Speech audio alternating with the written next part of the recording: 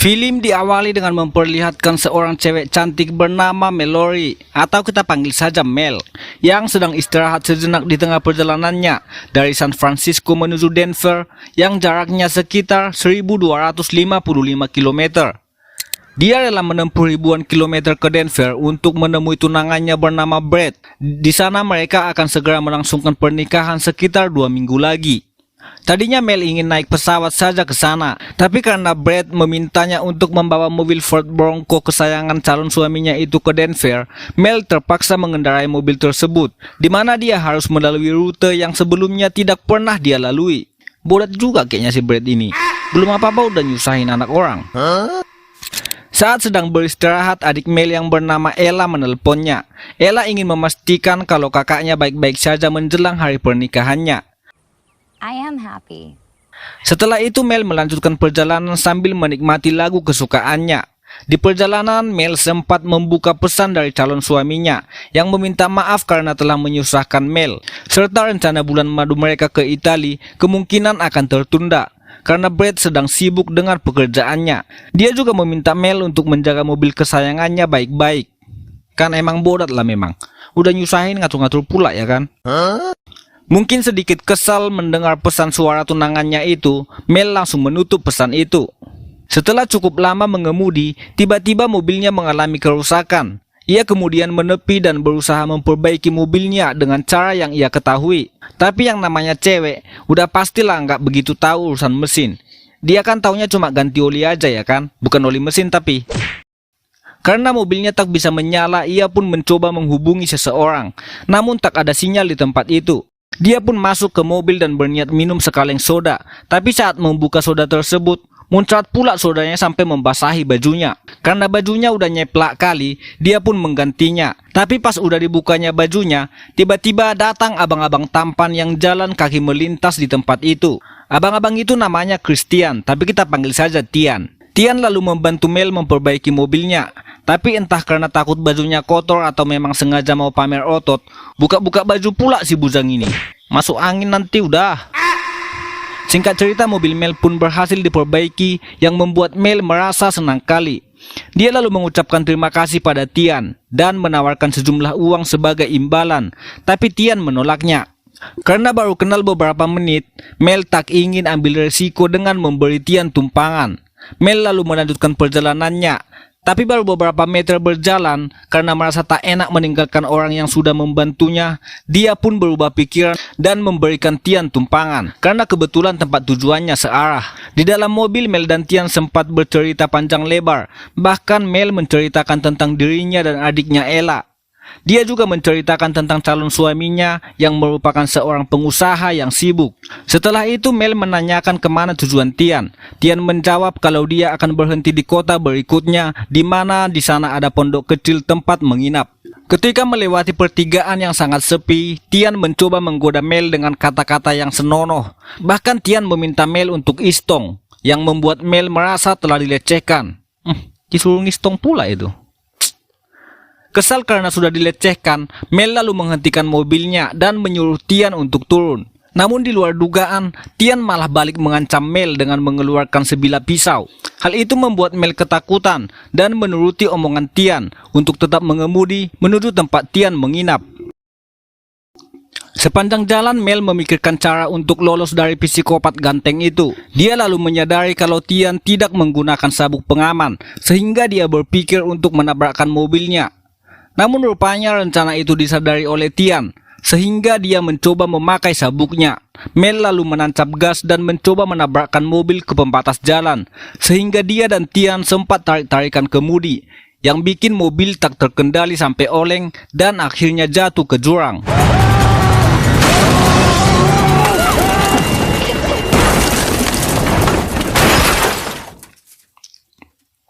Karena jurangnya lumayan dalam, kondisi mobil juga lumayan parah dan mendarat dengan posisi terbalik.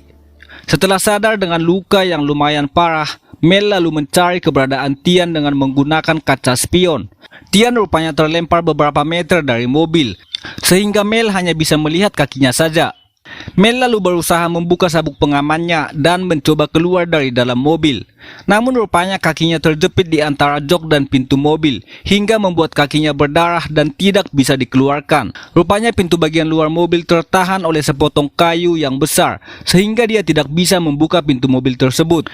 Dia lalu memantau sekitarnya dengan kaca spion serta memperhatikan Tian di kejauhan yang masih tak bergerak. Mel lalu mencari-cari ponselnya dan ternyata ponselnya tidak ditemukan. Dia malah menemukan pisau milik Tian. Saat mau mengambil pisau itu, tiba-tiba Tian bergerak, yang rupanya si kunap itu masih hidup. Mel lalu mencoba meraih pisau tersebut dengan segala cara, dan untungnya ia berhasil mendapatkan pisau itu sebelum Tian datang.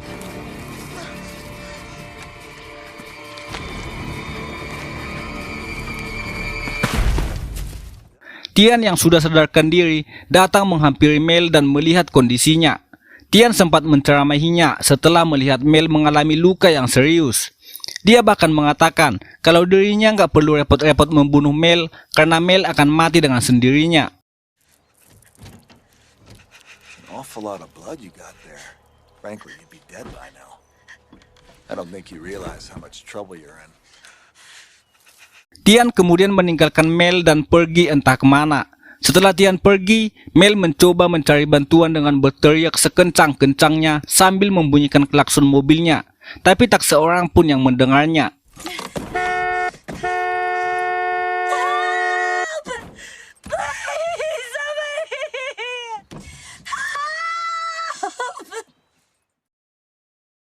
Singkat cerita, malam pun tiba. Ia menggunakan cahaya senter untuk penerangan dan sekali lagi dia berusaha menendang pintu sekuat tenaga, tapi pintu mobil tidak mau terbuka.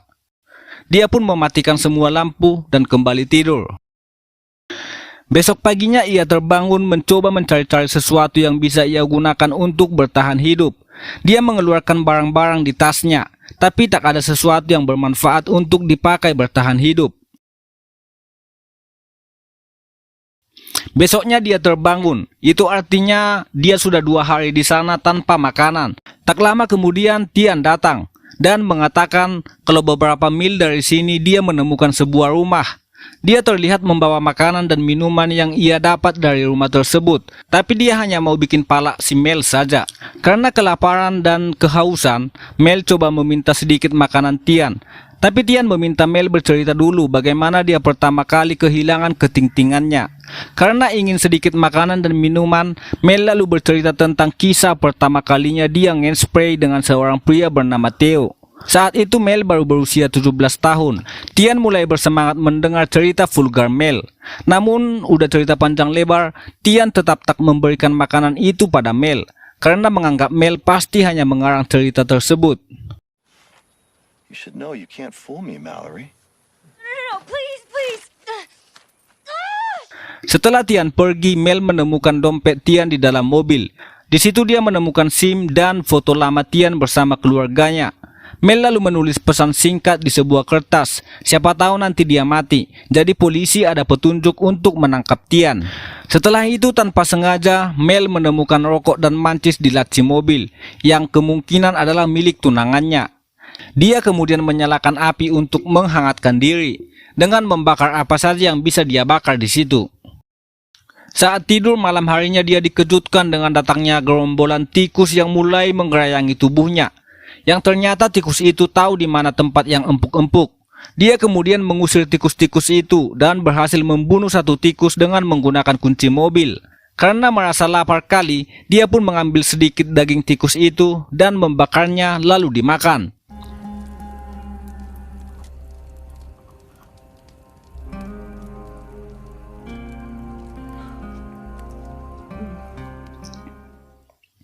Besok paginya Mel terbangun. Lalu dia mendengar suara getar handphonenya. Setelah mencari-cari, dia akhirnya menemukannya. Setelah melihat kalau yang menelponnya adalah Ella, dengan cepat dia mencoba menjawab panggilan itu. Tapi panggilannya sudah berakhir. Dia kemudian mencoba menelepon balik si Ella. Tapi di saat yang bersamaan Tian datang. Lalu dengan cepat-cepat Mel menyembunyikan handphone itu. Tian lalu mengajak Mel berbincang dan mengatakan kalau Mel mengalami kemajuan karena sudah mencoba bertahan hidup dengan makan daging tikus. Dari luar mobil, Tian mencoba mengamati Mel. Lalu tiba-tiba saja handphone yang disembunyikan oleh Mel bergetar. Mendengar ada suara getar HP, Tian langsung merampas handphone itu dari Mel. Go away from me! Hold on! No, you didn't. Setelah itu Tian membuka sebuah tas yang rupanya berisi alat-alat tukang. Tian lalu bercerita kalau tadi malam dia baru saja mengadakan pesta kecil di rumah yang ia datangi. Dia lalu mengeluarkan gergaji besi dan meninggalkannya untuk Mel karena menganggap gergaji besi itu akan berguna untuk dipakai Mel untuk memotong kakinya. Setelah Tian pergi, Mel mencoba memakai gergaji itu untuk memotong pintu mobil itu. Namun gergajinya tiba-tiba lepas. Saat malam tiba, Mel yang merasa kelaparan dan kehausan memutuskan untuk menampung pipisnya dan meminumnya.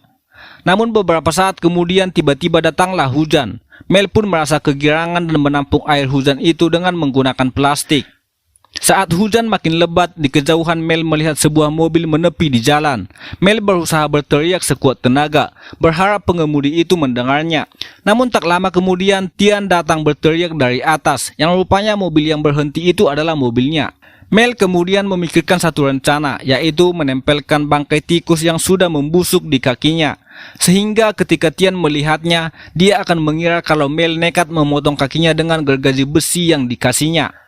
Ketika Tian sampai, dia melihat Mel tak bergerak. Lalu dia ingin memastikan Mel masih hidup atau sudah mati menggunakan ranting kayu. Tapi pas Tian mulai mendekat, Mel langsung menusuknya dengan pisau. Tak cuma itu, dengan menggunakan trik copet ala pencopet Medan, Mel mengambil kunci mobil dari dalam saku Tian. Lalu dia menyalakan alarm mobil Tian yang diparkir di pinggir jalan, supaya memancing perhatian para pengemudi yang lewat. Lalu kemudian membuang kuncinya ke sungai. Setelah melihat mobilnya terus berbunyi, Tian lalu pergi menuju mobilnya. Lalu dia mematikan alarm tersebut dengan memotong kabel dari baterai ke alarm. Tak lama kemudian seorang petugas dengan mobil patroli datang menghampiri Tian untuk memperingatkan kalau cuaca akan tambah buruk. Petugas itu juga menawarkan untuk memanggil mobil derek jika memang Tian membutuhkannya. Namun Tian beralasan kalau mobilnya tidak mengalami kendala, hanya saja kuncinya tertinggal di dalam mobil, sehingga dia tidak bisa masuk ke dalam mobil. Tian lalu meminta tumpangan pada petugas itu untuk mengambil kunci serap karena rumahnya tidak jauh dari situ. Melihat ada mobil patroli di pinggir jalan, beberapa kali Mel berteriak-teriak dan membunyikan klakson mobilnya, serta mengetuk-ngetuk mobilnya dengan batu, dengan harapan petugas itu datang menolongnya. Namun karena hujan yang sangat deras ditambah lagi kondisi cuaca yang buruk, petugas itu hanya sayup-sayup mendengar sesuatu dari arah Mel. Namun Tian berhasil meyakinkan petugas itu untuk segera pergi dari sana karena cuaca mungkin akan semakin buruk. Tak lama kemudian hujan semakin deras hingga membuat air di sungai dekat Mel meluap hingga membanjiri mobilnya. Karena takut tenggelam di dalam mobil itu, Mel semakin panik hingga sempat berusaha untuk memotong kakinya. Saat dia mulai memotong kakinya dengan mata gergaji besi, tiba-tiba air sungai semakin besar hingga mobilnya terseret air, yang membuat kayu yang mengganjal pintu mobil itu lepas. Kaki Mel yang terjepit oleh pintu itu akhirnya lepas juga. Lalu dengan sekuat tenaga, Mel mencoba keluar dari dalam mobil yang nyaris tenggelam, dan dia pun berhasil.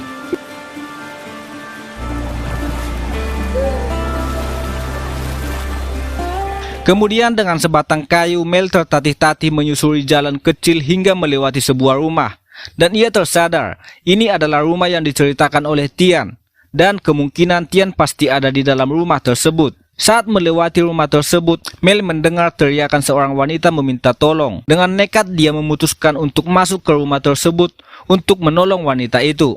Mel lalu mengendap-endap masuk ke rumah itu melalui halaman belakang. Namun saat berjalan tiba-tiba batang kayu yang dipegangnya terkena jebakan beruang yang memang banyak dipasang oleh pemilik rumah. Dia pun jadi hati-hati kali dalam melangkahkan kakinya. Dari halaman belakang, Mel mengintip dari jendela dan dia melihat seorang wanita diikat di tempat tidur dengan posisi telungkup. Sementara di ruangan lain nampak Tian lagi menyiksa seorang polisi, yang ternyata itu adalah polisi yang memberi Tian tumpangan tadi. Saat Tian lengah, Mel lalu masuk ke ruangan tempat polisi itu, yang rupanya pak polisi itu sudah meninggoy. karena kepalanya ditembak pakai penembak paku. Mel lalu mengambil pistol yang kemungkinan adalah pistol polisi malang itu. Dia lalu masuk ke ruangan wanita yang disekap tadi dan langsung membuka ikatan tangannya. Tapi tiba-tiba saja terdengar suara Tian yang semakin mendekat. Lalu wanita itu berpura-pura masih terikat, sementara Mel bersembunyi di balik pintu. Setelah Tian masuk ke ruangan itu, Mel lalu muncul dan menodongkan pistol di tangannya sama Tian. Mel sempat menembakkan pistol itu pada Tian, namun tembakannya meleset hingga Tian menghajarnya habis-habisan. Namun hingga saat terakhir, Mel berhasil melawan dengan menendang perkakas dalamnya Tian. Lalu Mel kabur dan bersembunyi di salah satu ruangan di lantai atas. Tian lalu mengejarnya ke atas. Karena Tian melihat jendela kamar itu terbuka, dia mengira kalau Mel pasti meloncat keluar dari jendela. Melihat Tian sedang menengok-nengok ke arah bawah, tiba-tiba Mel muncul dan langsung mendorong Tian dari jendela itu sampai terjatuh. Dan rupanya saat jatuh itu, lutut Tian terkena jebakan beruang yang membuat dirinya tidak bisa melepaskan diri. Mel kemudian menghampirinya, lalu memberikan sedikit ceramah, sama seperti yang dilakukan Tian padanya saat terjebak di dalam mobil. Dia kemudian memberi sebuah pisau, sama seperti yang dilakukan Tian ketika memberinya gergaji besi. Now I'd love to stay and chat, but I gotta get going.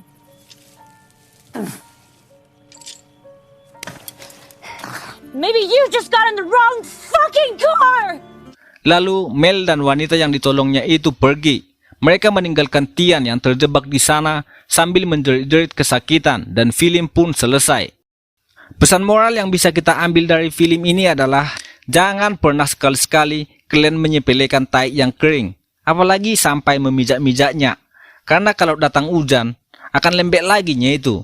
Jangankan memijak-mijaknya, mencolek dikit aja pun kalian pasti nggak akan berani. Pesan moral macam apa ini, Cok? Tapi intinya apa yang kita tanam itulah yang kita tuai. Terima kasih sudah menonton video ini. Aku Cadel pamit undur. Gracias, Carino El Martole.